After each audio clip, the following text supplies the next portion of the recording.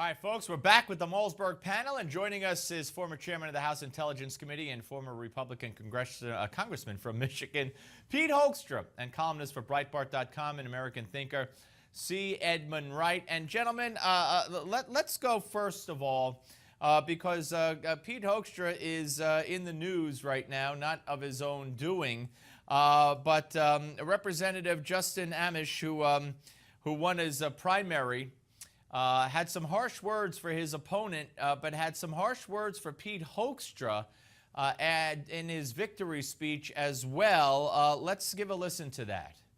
I want to say to lobbyist Pete Hoekstra,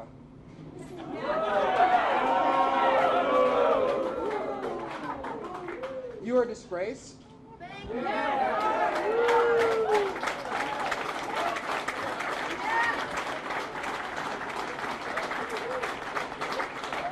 And I'm glad we could hand you one more loss before you fade into total obscurity and irrelevance.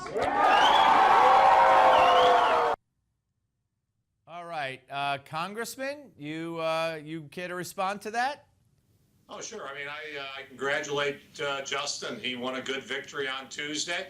As Republicans, most of us are united. There's a lot of opportunities in Michigan. We've got a good opportunity to re-elect a successful governor. We have an opportunity to pick up a Senate seat. We have to win 3 new congressional seats where the existing Republicans have either retired or one incumbent was defeated in a primary. So we've got a lot of work to do. That's kind of what I'm focused on. And the congressman can deal with his victory. That's something that he has to deal with. I can't have any control on that. My response to the primaries on Tuesday is let's get together and let's work for what we need to accomplish in November. But he called you a disgrace. I mean, how do you react to that? Well, I mean, the congressman is entitled to his own opinions. We disagreed on who the best candidate was for the 3rd District of Michigan. I supported his opponent, and I feel very comfortable and confident in the decision that I made in supporting Brian Ellis. Brian Ellis is a very talented individual. He's a successful businessman. I thought he would have been a very successful and very constructive governing congressman if he had had the opportunity to serve in Washington. Congressman Amash's response to those who disagree with him, that's his perspective. I really can't, respond to his feelings or his attitudes.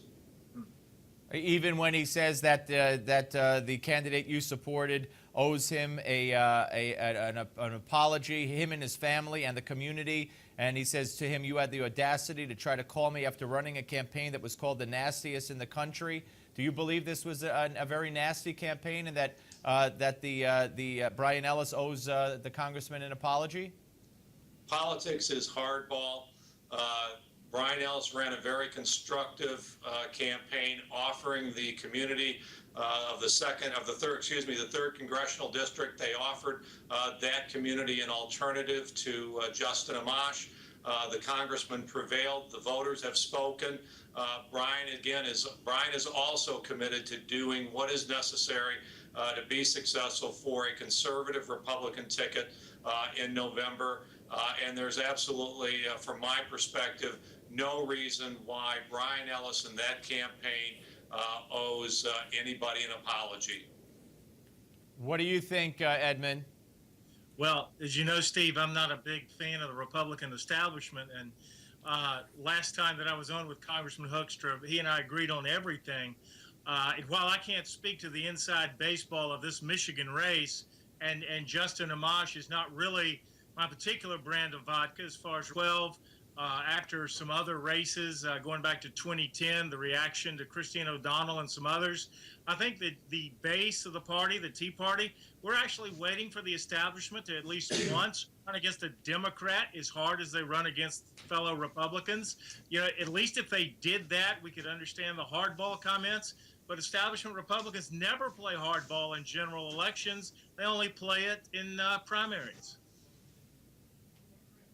Congressman, is that a fair statement in general? That I mean, if you look at the presidential elections, the shying away by McCain on many issues, the shying away by Romney on many issues, like Benghazi. I mean, is that a fair criticism of Republicans, at least in national races?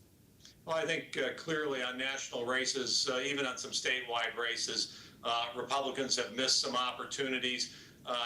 Battles within the party, they are always much more difficult. Friends get on different sides of the issue, different sides of the candidates, and it gets to be very, very personal.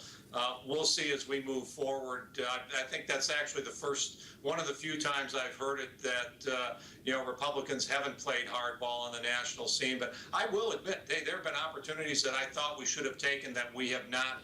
But I think, you'll see us play hardball on the national level, and you'll see it especially in the Senate races this fall. There's lots of issues. We will see some hardball, but see, I disagree that primaries should be blood feuds. I think the primary strategy is to run against the opposition better than your other Republican will run against the opposition.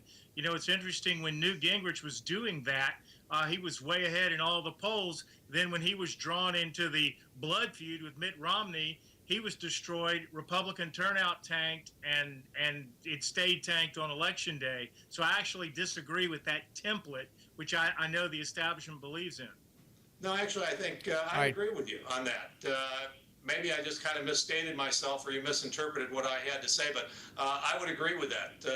Republicans should spend, as Democrats should in primaries, should spend the bulk of their time focusing on, why their message will be more effective in a general election than the message and the candidate that they are opposing. I think that's a good point. That's a good, fair point. All right, guys, stay where you are. We're coming back with much more. The latest poll numbers from Barack Obama. And will he take military action now in Iraq? And will it be too late, even if he does? Do you think Barack Obama should be impeached? If you do, or if you don't, weigh in on our Newsmax poll. Go to newsmax.com/Obama poll, newsmax.com/Obama poll, and vote now. We'll be back with part 2 of the panel. If you want to reach us on social media and weigh in on the show, go ahead.